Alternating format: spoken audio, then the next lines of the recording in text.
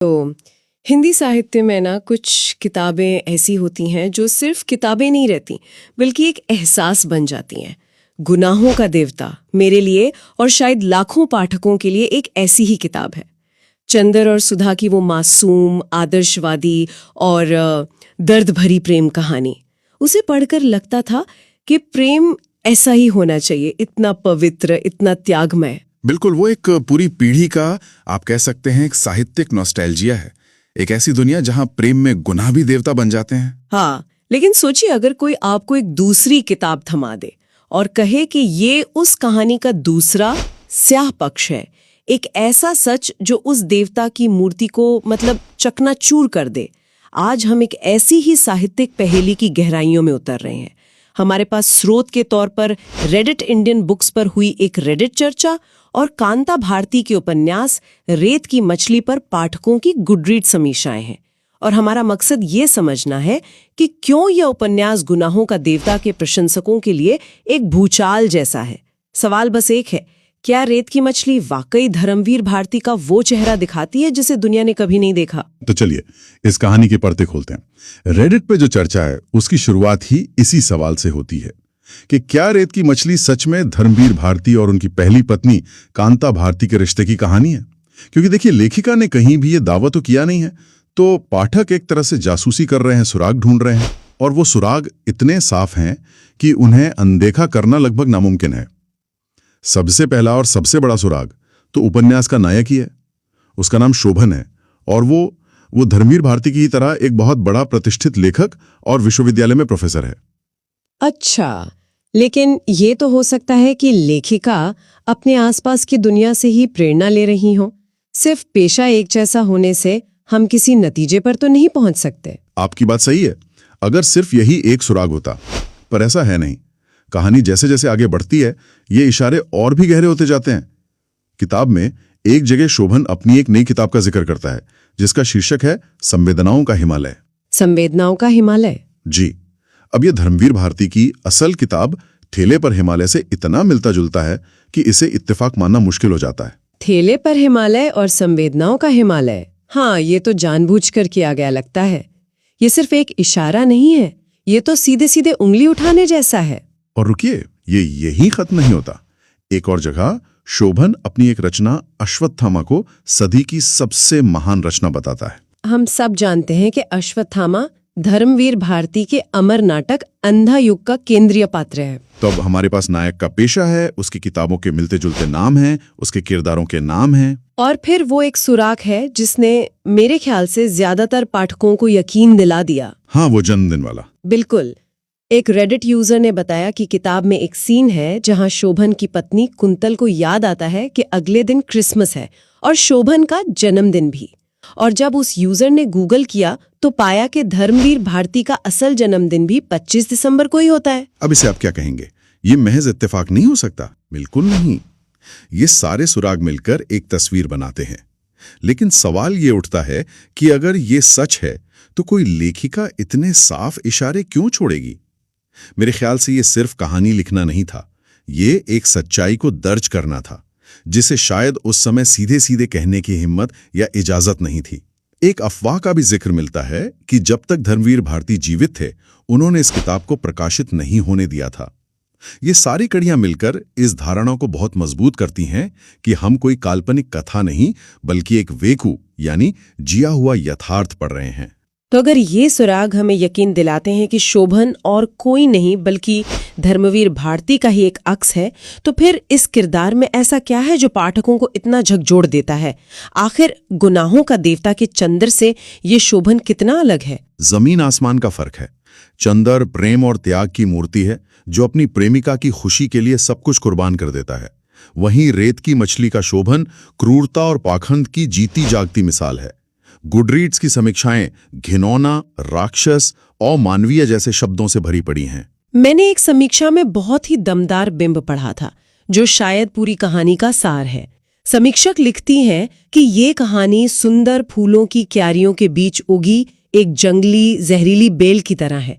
ये बेल शोभन की मुंहबोली बहन मीनल है जो उनके घर में आती है और धीरे धीरे उनके रिश्ते को, उनकी दुनिया को निगल जाती है।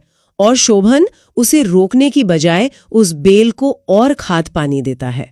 और कहानी जैसे जैसे आगे बढ़ती है वो और भी भयानक और दिल दहलाने वाली होती जाती है। समीक्षाओं में पाठकों ने कुछ ऐसे दृश्यों का वर्णन किया है जिन्हें पढ़ना भी मुश्किल है, जैसे शोभन अपनी बीमार पत्नी कुंतल की मौजूदगी में ही अपनी मुंहबोली बहन मीनल के साथ शारीरिक संबंध बनाता है। 1 मिनट रुकिए। अपनी पत्नी के सामने ये तो सिर्फ धोखा देना नहीं हुआ, ये तो मानसिक अत्याचार की इंतहा है। ये किसी को तोड़ने का, उसके वजूद को मिटाने का तरीका है। बिल्कुल।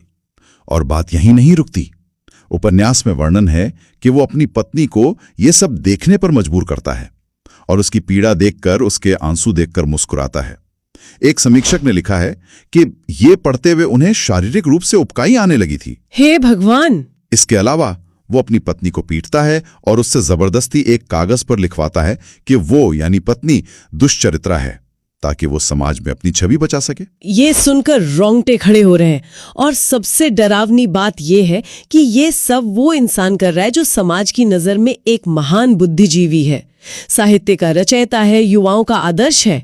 ये दोहरापन, बंद दरवाजों के पीछे का ये राक्षस, यही पाठकों को सबसे ज्यादा परेशान करता है। सही कहा। ये पाखंड ही कहानी का सबसे तकलीफदेह पहलू है। वो बाहर संवेदनाओं और आदर्शों पर बड़ी बड़ी बातें करता है और घर आकर अपनी पत्नी की आत्मा को कुचलता है। तो जाहिर है रेत की मछली पढ़ने के बाद पाठकों की प्रतिक्रियाएं भी बहुत तीव्र हैं। गुस्सा, दुख, बेचैनी और सबसे बढ़कर ठगा हुआ महसूस करना। कई समीक्षकों ने साफ लिखा है कि इस किताब ने गुनाहों का देवता को उनके लिए हमेशा के लिए बर्बाद कर दिया है। वो अब चंदर को पढ़ते हुए उसके पीछे शोभन का चेहरा देखने से खुद को रोक नहीं पाते। ये एक तरह का साहित्यिक विश्वासघात है।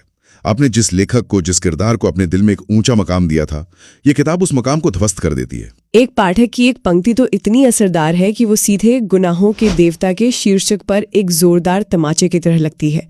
वो लिखती हैं, शोभन फादर पॉल के पास नितांत शिष्टता के साथ इस तरह खड़े थे जैसे गुनाहों की एक बहुत बड़ी बस्ती में एकमात्र देवता खड़ा हो। वाह, गुनाहों की बस्ती में एकमात्र देवता, है ना? ये तो सीधे सीधे उस आइकॉनिक टाइटल का मजाक उड़ाना हुआ। बिल्कुल। और यहाँ एक जरूरी साहित्यिक संदर्भ को समझना भी जरूरी है। हमारे पास एक और स्रोत है, महिलाओं की दृष्टि में पुरुष, जो बताता है कि महिला लेखिकाओं के उपन्यास अक्सर सिर्फ कहानियां नहीं होते। वो दबी हुई सच्चाइयों, वैवाहिक जीवन की घुटन और पितृसत्तात्मक समाज के खिलाफ एक दस्तावेज की तरह होते हैं। ये उस पीड़ा को आवाज देते हैं जिसे समाज सुनना नहीं चाहता। रेत की मछली को इस परंपरा में रखकर देखना चाहिए। तो आप कह रहे हैं कि ये सिर्फ एक जवाबी उपन्यास नहीं, बल्कि एक तरह की गवाही है। हाँ, कई पाठकों के लिए ये गवाही है, एक ऐसी गवाही जो दशकों तक अनसुनी रही। लेकिन कहानी इतनी सीधी भी नहीं है। हर कोई इस उपन्यास से पूरी तरह सहमत नहीं है और यहीं पर मामला और पेचीदा हो जाता है। एक समीक्षक है अर्पित शुक्ला, वो एक बहुत वाजिब सवाल उठाते हैं जो पढ़ते हुए मेरे मन में भी आया था। वो कहते हैं कि जो स्त्री यानी कुंतल शादी से पहले अपने परिवार से विद्रोह करने का साहस रखती है, वो शादी के बाद इतनी चुप और निष्क्रिय कैसे हो सकती है? वो अपने ऊपर हो रहे इतने भयानक अत्याचार के खिलाफ कोई आवाज क्यों नहीं उठाती? सही सवाल है। उन्हें कुंतल का चरित्र बहुत कमजोर लगा, जिस वजह से वो कहानी से जुड़ नहीं पाए। और ये एक बहुत ही महत्वपूर्ण बिंदु है।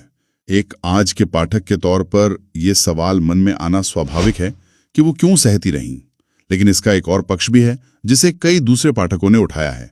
वे मानते हैं कि कुंतल की चुप्पी उस दौर की सामाजिक व्यवस्था का प्रतीक है। हम 70 के दशक की बात कर रहे हैं।